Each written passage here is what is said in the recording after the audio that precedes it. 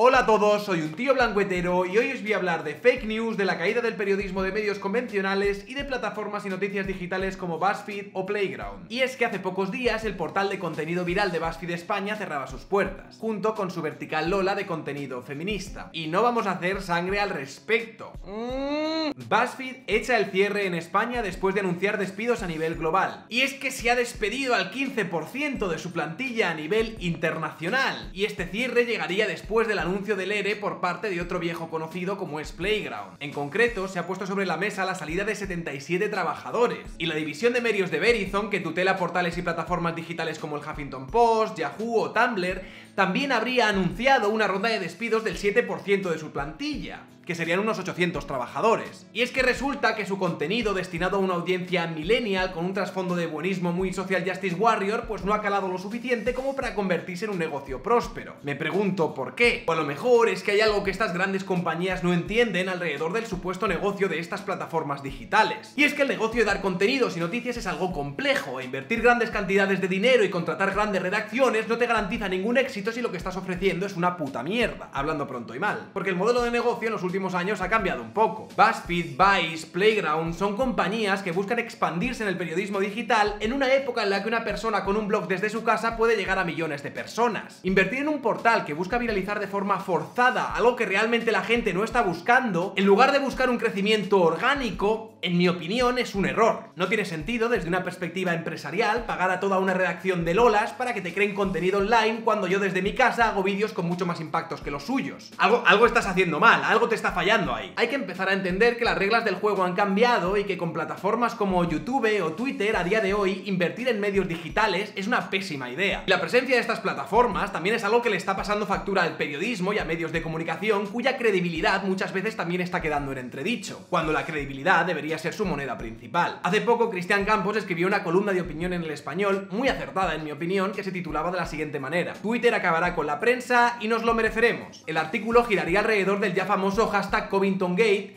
y defendía como un tuitero y youtuber como Alonso DM, que estuvo hace poco en el canal, ofrecía información más fidedigna a través de sus redes que los medios de comunicación de masas alrededor del ya famoso Covington Gate. Giraba alrededor de un incidente en el que unos estudiantes del Colegio Católico de Covington pues habrían ido a Washington a una marcha pro vida para supuestamente acabar acosando y hostigando a un pobre nativo americano. El tuit que lo inició todo y que se volvió viral decía que estos jóvenes partidarios de Donald Trump pues divisaron una marcha de indígenas, le rodearon y se pusieron a burlarse y a provocarles en su cara. Decía algo así: este perdedor de MAGA, Make America Great Again, molesta alegremente a un manifestante nativo americano en la marcha de los pueblos indígenas. Y lo acompañaba un fragmento de un vídeo de unos segundos pues en el que se veía a un chaval sonriendo delante de un nativo americano que tocaba el tambor mientras un montón de chicos saltaban a su alrededor. We are hearing from a Native American elder and Vietnam War veteran speaking to CNN after a disturbing viral video shows a group of teens harassing and mocking him in the nation's capital.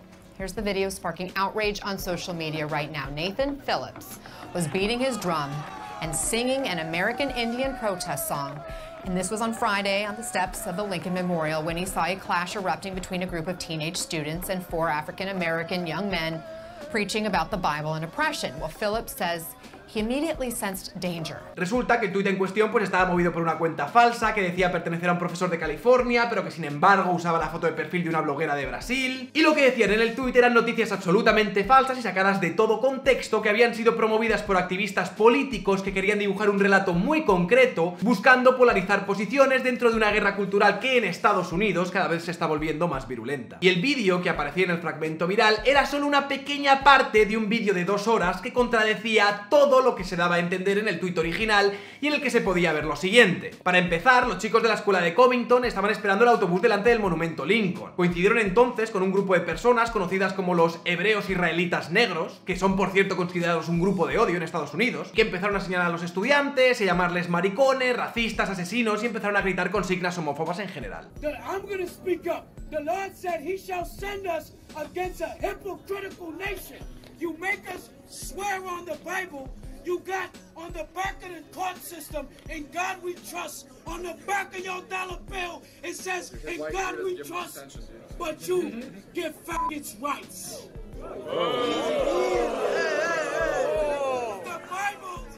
Bible condemns homosexuality. reality, man. Razón por la que estos señores son considerados un grupo de odio. Y los estudiantes de unos 15 años pues se agruparon y empezaron a saltar y a cantar las consignas de su escuela. Momento en que apareció un pequeño grupo con tambores que venían de esta marcha indígena en el que se encontraba el nativo Nick Sandman. See how much they respect you, Israel?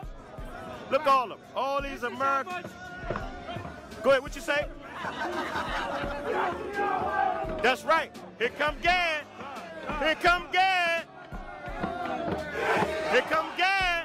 Y que se acercó con el tambor a los chavales, se introdujo por su cuenta dentro del grupo de estudiantes y se puso a tocar el tambor en la cara del estudiante que aparecía en el vídeo, que por cierto de nombre es Nathan Phillips. Look at Gad not playing. He came to the rescue. Our elder right there.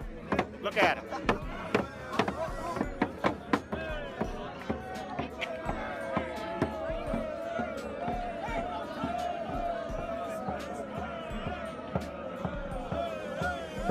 Yeah, y'all better not touch him. El señor del tambor, ¿no? Luego diría que aquello era un canto espiritual y que se había metido entre medias de los dos grupos para mediar. Sin embargo, como dejan ver las imágenes, no se acerca al grupo de odio de los hebreos israelitas que estaban gritando soflamas homófobas, sino que se acerca al grupo de estudiantes blancos con gorras de Donald Trump que estaban siendo insultados, con la posterior descontextualización y viralización por las redes, por supuesto. ¿Y qué sucedió? Pues que la masa, sin ningún tipo de criterio y con unos prejuicios y sesgos hacia jóvenes blancos y conservadores difíciles de justificar, se volcó de forma visceral contra los estudiantes en cuestión. El colegio Covington, debido a las amenazas, tuvo que llegar a cerrar sus puertas. Filtraron la identidad de los chavales, les amenazaron de muerte, le llamaban fascistas, nazis, racistas, todos los nombres en el diccionario, vamos. Personajes de renombre, famosos y celebridades empezaron a pedir públicamente por las redes que se filtrase la identidad de los chavales que aparecían en el vídeo. Kathy Griffin, que es una actriz y humorista con millones de seguidores, pedía abiertamente que se diesen los nombres de los chicos. Dad los nombres de estos chicos. Quiero nombres, avergonzadlos. Y el problema a estas alturas no es la reacción de la gente en las redes sociales. O sea, estos linchamientos ya los hemos visto y por muy irracionales que sean, responden a la visceralidad de la gente más que a su capacidad de raciocinio. Todos nos dejamos llevar por los instintos y no por la razón a la hora de hacer juicios morales. Esto, por cierto, es una tesis muy interesante que se defiende en un libro que por fin acaba de salir en español, que se llama La mente de los justos, de Jonathan Haidt.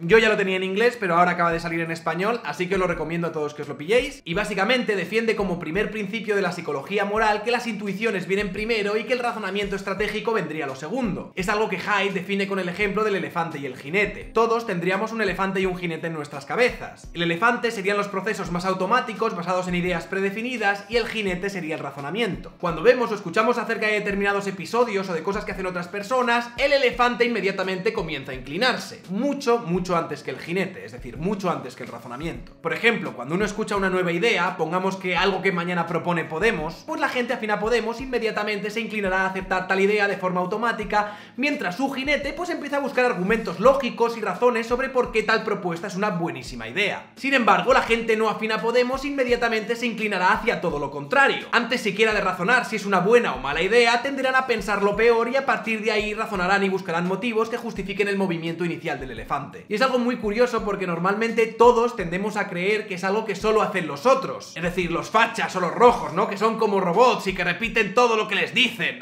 y no piensan, no son críticos, no usan la razón. Es algo muy común, sobre todo en relación a pensamientos políticos o religiosos, ¿no? El pensar que los robots acríticos son precisamente los que están al otro lado del espectro. Aunque la realidad es que esto es algo que hacemos todos, yo incluido. Aunque muchas veces nos cueste reconocerlo, y algunos lo expresan con mucha más virulencia o intensidad que otros, y algunos incluso amenazan de muerte a chavales por las redes sin tener ni siquiera una idea crítica o mínimamente formada de lo que coño acaba de pasar. Y la imagen de un niño blanco sonriendo de forma altiva, con la gorra de Donald Trump, delante de un señor anciano indígena que encima tocaba el tambor de la paz, pues fue algo que inmediatamente movía a los elefantes de miles y miles de personas. Y es que las políticas identitarias han hecho mella en los Estados Unidos, y esta imagen pues invitaba a formar un relato que casi todos los progresistas americanos podían dibujar muy fácilmente en sus cabezas. Esta polarización en una cultura que cada vez está más dividida pues era de esperar. Pero el problema no es solamente este. El problema fue que los medios de comunicación compraron acríticamente la versión del tuit viral emitido por una cuenta falsa y que mentía deliberadamente sobre los hechos sucedidos. La CNN, la BBC o incluso La Sexta en España daban la noticia de la siguiente manera.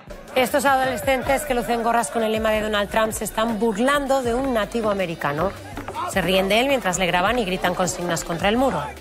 participaban en una marcha antiabortista en Washington que coincidió con otra protesta de las comunidades originarias de Estados Unidos. Y esto a la hora de dar información es imperdonable. Un medio de comunicación que se supone que ofrecería periodismo serio no puede dejarse llevar por el elefante jamás. Esto es algo que las redes sociales se pueden permitir, pero los medios de comunicación no. Evidentemente, pues pueden tener un sesgo a la hora de dar la información dependiendo de las editoriales de los medios. Y según sea más o menos acentuado su sesgo, pues más o menos credibilidad acabarán teniendo. Eso todos lo aceptamos. Lo que no tiene perdón de Dios es que los medios de comunicación ofrezcan una información abiertamente falsa y que ni siquiera se han parado a contrastar porque encaje con su narrativa ideológica. A día de hoy, en el momento en el que yo grabo este vídeo, La Sexta todavía mantiene esta noticia. Una noticia de la que ya se ha desmentido incluso la CNN. Y es en esta misma Sexta en la que hace poco apareció en el intermedio una entrevista de la activista y feminista de videojuegos conocida como Blissey, en la que decía lo siguiente. Se habla poco de la violencia de género que hay dentro de esos videojuegos y pese a que hemos ido mejorando muchísimo, todavía tenemos videojuegos donde la mecánica principal de ese videojuego es violar, ¿no? Entonces tenemos que ser conscientes de qué está pasando, ponerlo en el punto de mira y ir hacia mejor. Esto de lo que habla Blissey es una falsedad o como poco una exageración extremadamente tendenciosa de la realidad. Es cierto que hay juegos de japoneses porno prohibidos en prácticamente todos los países en la que hay una legislación al respecto en los que se emulan dinámicas de abuso. Pero plantear que hay un problema de violencia machista en los videojuegos porque existen estos títulos que son perseguidos activamente por la ley sería como decir que hay un problema con la violencia en el cine porque existen las películas snuff. Y no es que no se pueda hablar ni de la violencia ni del machismo en el cine o en los videojuegos. Es que no se está siendo honesto a la hora de ofrecer la información al público porque se busca forzar una narrativa concreta. La razón por la que La Sexta decía hablar de videojuegos entrevistando a una polémica activista que ha sido señalada por otras mujeres de acosar y hostigar a otras personas dentro de la industria de los videojuegos por no bailarle el agua y que cada vez que abre la boca es para decir alguna burrada, es un misterio. Bueno, no, la verdad es que ya no es un misterio. Nos encontramos en un momento en que los medios de comunicación muchas veces no ofrecen una información periodística honesta, sino que son el vehículo de activistas políticos que buscan forzar una narrativa concreta en la dirección de sus posiciones ideológicas. Y claro, los medios están perdiendo credibilidad y a pasos agigantados. Concluía Cristian Campos su columna. Eso es la prensa progresista a día de hoy. Un nido de fanáticos y de diminutos Haile Selassie de la justicia social cuyo motor profesional no es la verdad, sino el rencor. Si algún día la prensa muere a manos de tuiteros como Alonso, yo me cagaré en todos los muertos de Twitter, de las redes sociales y de los que las utilizan para informarse sin diferenciar a justos de pecadores.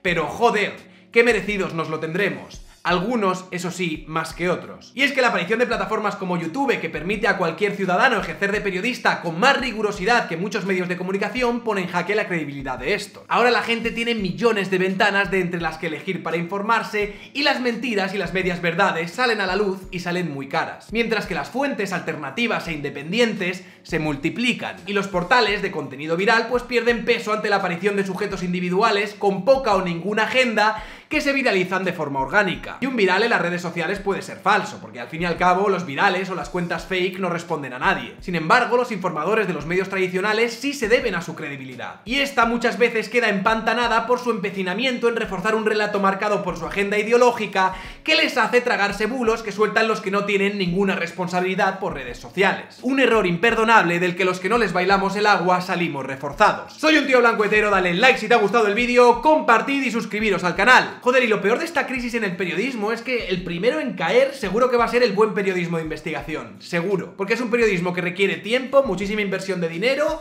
y que no garantiza un premio al final del camino. Y lo más lógico es que los inversores sean esto lo primero que se carguen. Y bueno, esto de las redes sociales tienen su lado bueno y su lado malo. Es como un arma de doble filo. Por un lado, lo bueno es que no respondemos ante nadie, pero por otro lado, lo malo es que no respondemos ante nadie. Y si yo fuese un irresponsable de cojones, pues de vez en cuando podría soltar alguna burrada y lavarme las manos. Que no quiere decir que no las diga, pero por lo menos no las digo de forma deliberada y siempre lo intento hacer todo con la mejor intención posible. En fin, muchas gracias a la gente que comparte los vídeos, muchas gracias a la gente que me apoya, a los que me apoyáis por PayPal, a los que me apoyáis por Patreon, a mis privilegiados, opresores, machirulos, señoros y otros tíos blancos heteros, gracias.